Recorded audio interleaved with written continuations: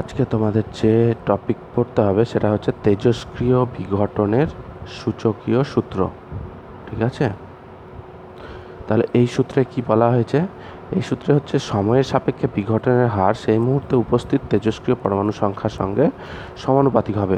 অর্থাৎ তোমরা জানো কোনো তেজস্ক্রিয় খনিতে তেজস্ক্রিয় পরমাণু, ধরে নাও ইউরেনিয়াম পরমাণু অসংখ্য থাকে, এবং সেই ইউরেনিয়াম পরমাণু থেকে যখন আলফা বিটা গামা রশ্মি নির্গত হয়, ওই পরমাণুগুলো কিন্তু অন্য পরমাণুতে রূপান্তরিত হয়, কারণ তাদের ভর সংখ্যা, পারমাণবিক সংখ্যা চেঞ্জ হয়। তো এইভাবে কি হয়, প্রাথমিক যতগুলো ইউরেনিয়াম পরমাণু থাকবে তার থেকে সংখ্যাটা ধীরে ধীরে কমতে থাকে, এবং সেটা কি হয়, সময়ের সাপেক্ষে পরিবর্তন হচ্ছে। তাহলে সময়ের সাপেক্ষে বিঘটনের হার মানে হচ্ছে তেজস্ক্রিয় পরমাণুগুলো যে ভেঙে অন্য পরমাণুতে পরিণত হচ্ছে সময়ের সাপেক্ষে, সেটাই বলা হচ্ছে। তো সময়ের সাপেক্ষে বিঘটনের হার সেই মুহূর্তে উপস্থিত তেজস্ক্রিয় পরমাণু সংখ্যার সমানুপাতিক হবে। তাহলে আমি ব্যাখ্যা দিলে আরও ক্লিয়ারলি বুঝতে পারবে। ধরি প্রারম্ভিক অবস্থায়, অর্থাৎ একেবারে শুরুতে তেজস্ক্রিয় নমুনায় তেজস্ক্রিয় পরমাণুর সংখ্যা কত? N0। টি সময় পর অবশিষ্ট পরমাণু সংখ্যা ধরলাম N। তাহলে এখানে কিন্তু বিশেষভাবে লক্ষণীয় অবশিষ্ট পরমাণু, ঠিক আছে, কতগুলো ক্ষয়ে গেল বা ধ্বংস হয়ে গেল সেটা দেখতে হবে না, অবশিষ্ট কতগুলো আছে। তাহলে টি সময় পর অবশিষ্ট পরমাণু সংখ্যা N।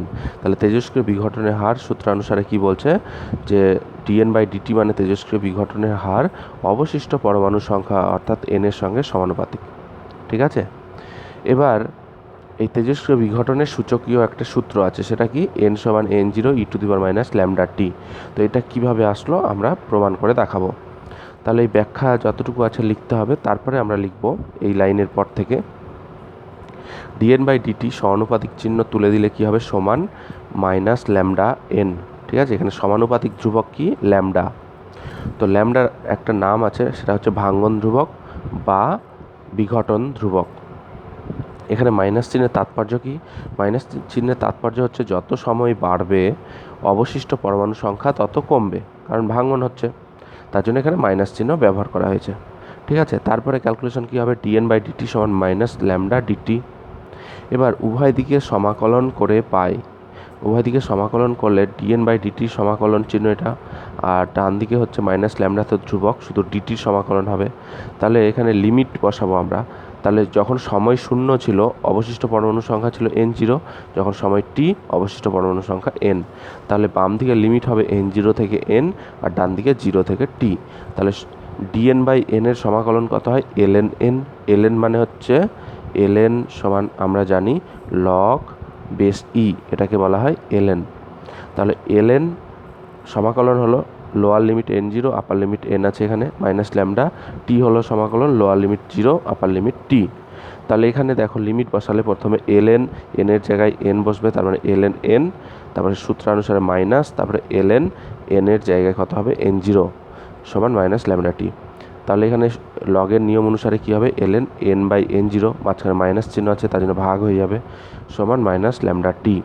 তাহলে n/n0 lnটাকে সরাতে গেলে কী হবে, উভয় দিকে দেখো এখানে e⁻ যদি করি, বা এমনিও ভাবতে পারো যে লগের যেটা নিয়ম, বেস যেটা আছে, বেস এদিকে গেলে কি হবে, n/n0, আর ডান দিকে কত হয়ে গেল e⁻λt।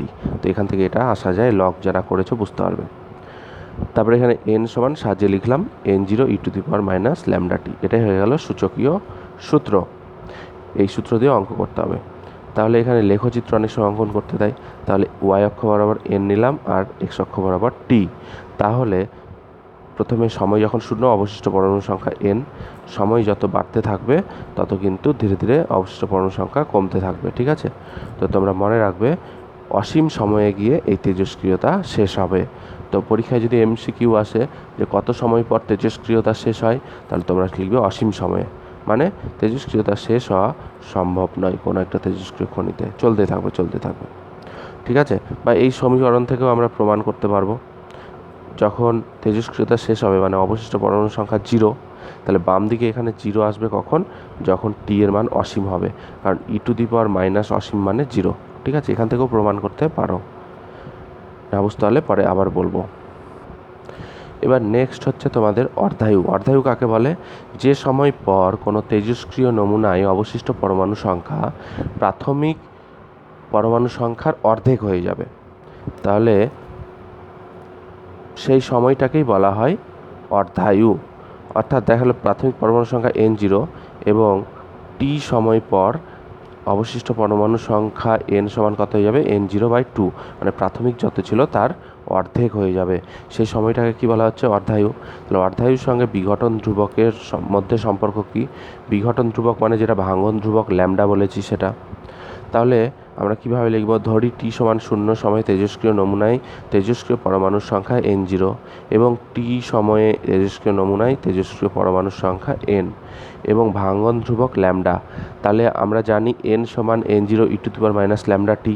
তাহলে যখন টি সমান ক্যাপিটাল টি, অর্থাৎ যখন অর্ধায়ুর সমান সময় হবে, তখন অবশিষ্ট পরমাণুর সংখ্যা N সমান কত হয়ে যাবে? N0/2 হবে।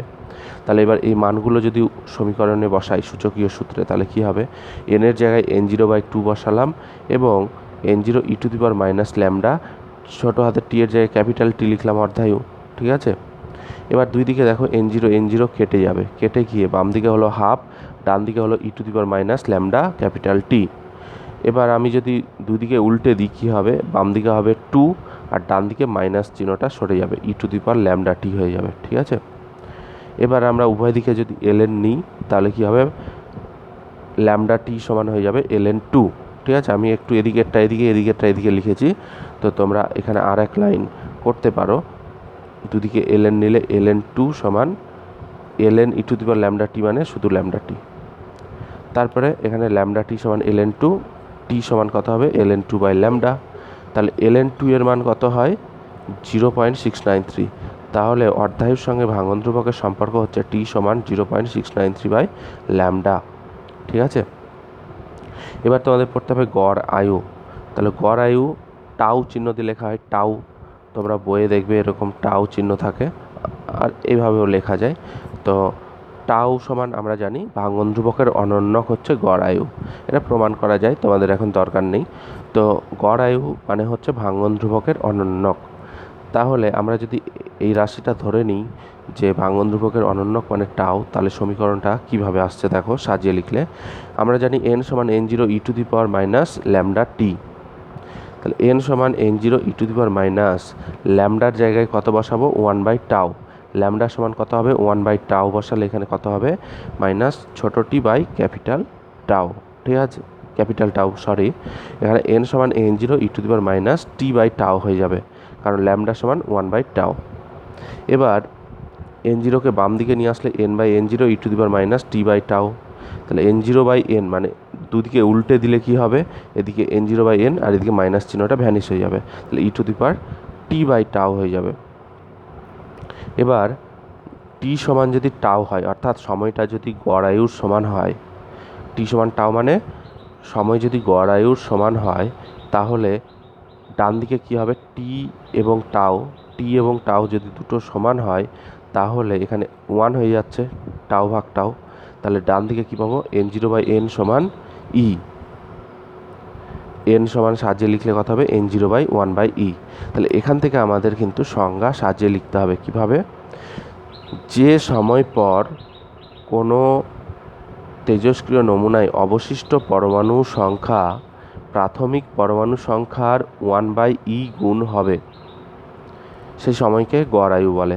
তাহলে যে সময় পর অবশিষ্ট পরমাণু সংখ্যা প্রাথমিক পরমাণু সংখ্যার 1/e গুণ হবে, তাকে বলা হয় গড় আয়ু। ঠিক আছে, তাহলে এখানে অর্ধায়ু ও গড় আয়ুর মধ্যে সম্পর্ক কী হবে? তাহলে গড় আয়ু মানে হচ্ছে টাউ সমান 1/ল্যামডা, তাহলে ল্যামডা সমান 1/টাউ, এটা 1 নং সমীকরণ দিলাম। আবার অর্ধায়ু টি সমান কত হয়? 0.693/ল্যামডা, তাহলে ল্যামডা সমান 0.693/টি। তাহলে 1 ও 2 তুলনা করলে আমরা কি পাবো? 1/টাউ সমান 0.693/টি। তাহলে এখানে টি সমান 0.693 টাউ, এটা হয়ে গেল অর্ধায়ুর সঙ্গে গড় আয়ুর সম্পর্ক। ঠিক আছে, স্ক্রিনশট নিয়ে নাও, লিখে নেবে খাতায়। তারপরে সক্রিয়তা কাকে বলে? সময়ের সাপেক্ষে তেজস্ক্রিয় নমুনার বিঘটনের হারকে সক্রিয়তা বলে। তার মানে সময় সাপেক্ষে বিঘটনের হারকে dn/dt দিয়ে লিখি। তাহলে ডিএন বাই ডিটি মানে এর মান কিন্তু আমরা বলতে পারি সক্রিয়তা মানে মাইনাস ল্যামডা এন মানেও সক্রিয়তা। তো মাইনাস ল্যামডা এন হচ্ছে সক্রিয়তা কখন? টি সময়ে, অর্থাৎ যে কোনো মুহূর্তে। আর যদি বলতো প্রাথমিক অবস্থায় সক্রিয়তা কত, তাহলে ডিএন বাই ডিটি সমান কত হয়ে যেত? Minus lambda n zero. তো মাইনাস ল্যামডা এন জিরো মানে হচ্ছে প্রাথমিক সক্রিয়তা, কারণ প্রাথমিক পরমাণু সংখ্যা এন জিরো। ঠিক আছে? তো এখানে প্রশ্ন আসতে পারে সক্রিয়তা কি সূচকীয় সূত্র মেনে চলে? তাহলে আমরা কীভাবে প্রমাণ করব? এন সমান n zero e to the power minus lambda টি।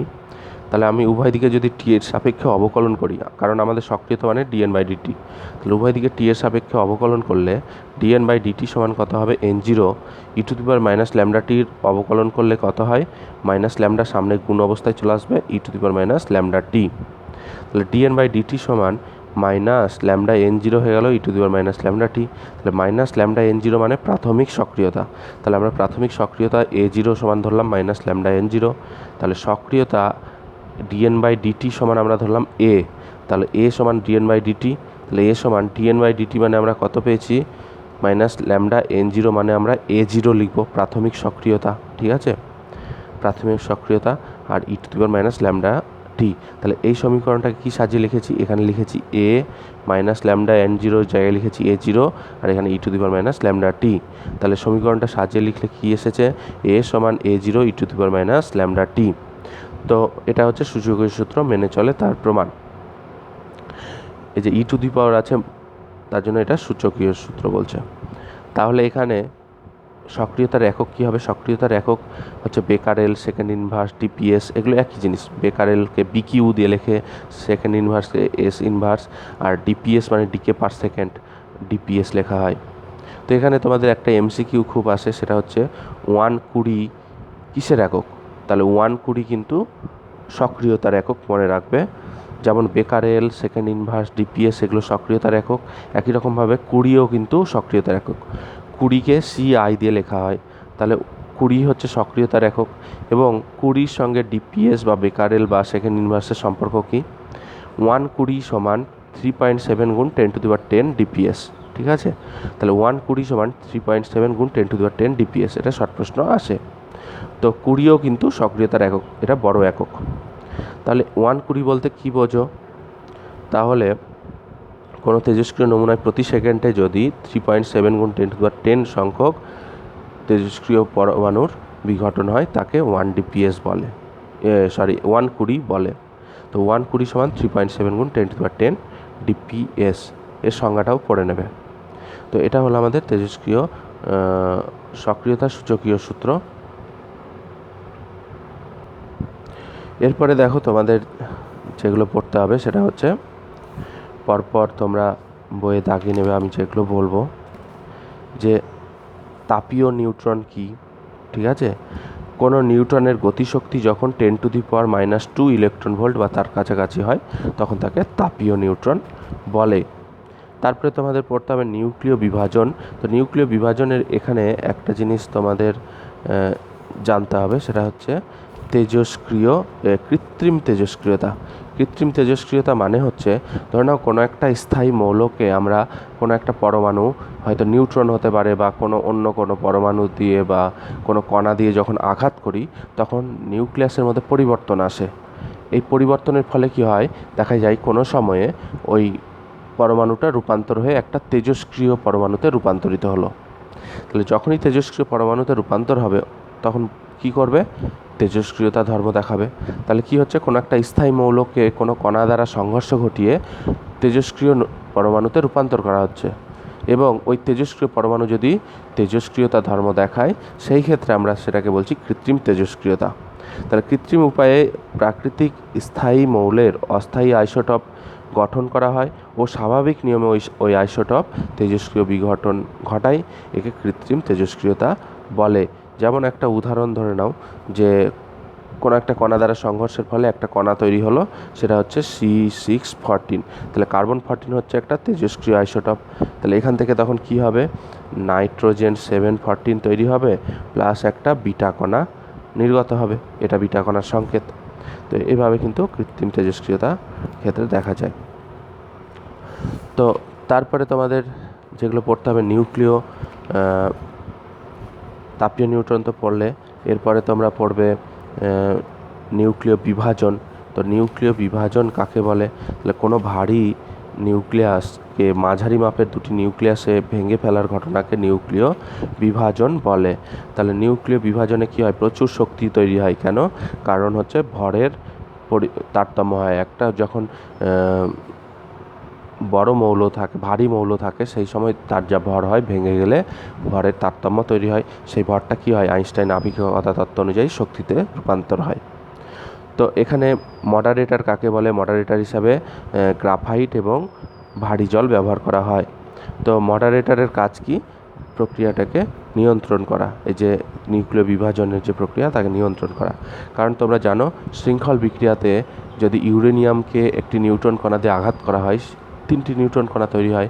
ওই 3টি নিউট্রন কণা আবার আরও 3টি বিক্রিয়ায় অংশগ্রহণ করে 9টা নিউট্রন তৈরি করে। তো এইভাবে কিন্তু শৃঙ্খল বিক্রিয়া ঘটে এবং এই শৃঙ্খল বিক্রিয়াকে অনিয়ন্ত্রিত যেন না হয়, নিয়ন্ত্রণে রাখতে এই মডারেটর ব্যবহার করা হয়। তো তারপরে পড়তে হবে সন্ধি আকার বলতে কী বোঝো? মানে সব আকারের জ্বালানি, মানে ইউরেনিয়াম দণ্ড বা যেগুলো দিয়ে তেজস্ক্রিয় বিভাজন ঘটাবো, সেগুলো সব আকারের নিলে হবে না, একটা নির্দিষ্ট আকারের দরকার। তো সেই আকারটাকেই বলা হচ্ছে সন্ধি আকার। তারপরে নিউক্লিয় রিয়াক্টরের পার্টে এখানে দেখো ছোট করে এইখানে লেখা আছে ডার্ক কালিতে নিউট্রন পুনরুৎপাদক গুণক। তো নিউট্রন পুনরুৎপাদক গুণক কী সেটা পড়তে হবে।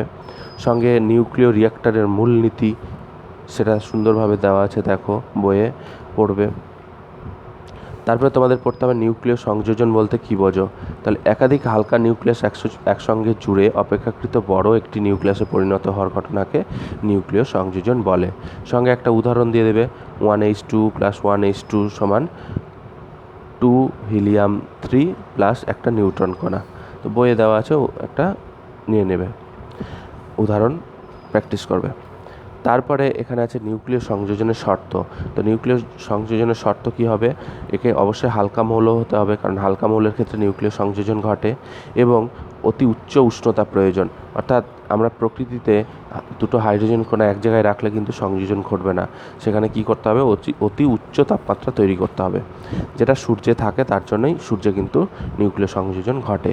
তো আমরা যদি এই পৃথিবীতে নিউক্লিয় সংযোজন ঘটাতে চাই, তো প্রচুর তাপ উৎপাদন করতে হবে। সেই তাপ উৎপাদন করতে গেলে আমাদের কি করতে হবে? প্রথমে নিউক্লিয় বিভাজন ঘটাতে হবে, না হলে কিন্তু এত তাপ আমরা পাবো না। তো তার জন্য বলা হয় কি, নিউক্লিয় সংযোজনের পূর্বে নিউক্লিয় বিভাজন ঘটান প্রয়োজন। তারপরে দেখো সূর্য ও নক্ষত্র সমূহের শক্তি উৎস কী? পরীক্ষায় আসতে পারে। তো তোমাদের লিখতে হবে সূর্য ও নক্ষত্র সমূহের শক্তির উৎস কী? সেটা হচ্ছে নিউক্লিয় সংযোজন। তো সেখানে উদাহরণ দেওয়া আছে, সেটা লিখে নেবে। 4টি প্রোটন অর্থাৎ 1H1 + 1H1 + 1H1 + 1H1 যুক্ত হয়ে 2H4 হিলিয়াম তৈরি হলো, আর 2টি পজিট্রন অর্থাৎ ইলেকট্রনের অ্যান্টি পার্টিকেল হচ্ছে পজিট্রন। তো পজিট্রনের ক্ষেত্রে কী হবে? 1E0 1E0। তো এই ফর্মুলা, এই সমীকরণটা মনে রাখবে, নিউক্লিয় সংযোজনের সময় শক্তি উৎপাদন হয়। এছাড়া তোমাদের কি পড়তে হবে? তেজস্ক্রিয় আইসোটোপের ব্যবহার। তো ব্যবহারের ক্ষেত্রে চিকিৎসা ক্ষেত্রে ব্যবহার আছে। তারপরে কার্বন ডেটিংয়ের মাধ্যমে বয়স নির্ধারণ করা হয়। তো বয়স নির্ধারণ কিভাবে করা হয় সেখানে অনুপাত ধরে এখানে দেওয়া আছে, ঠিক আছে। তারপর ভূতাত্ত্বিক সময় নিরূপণে। তো এগুলো ভালো করে পড়বে, তোমাদের এতটা পড়া থাকলো।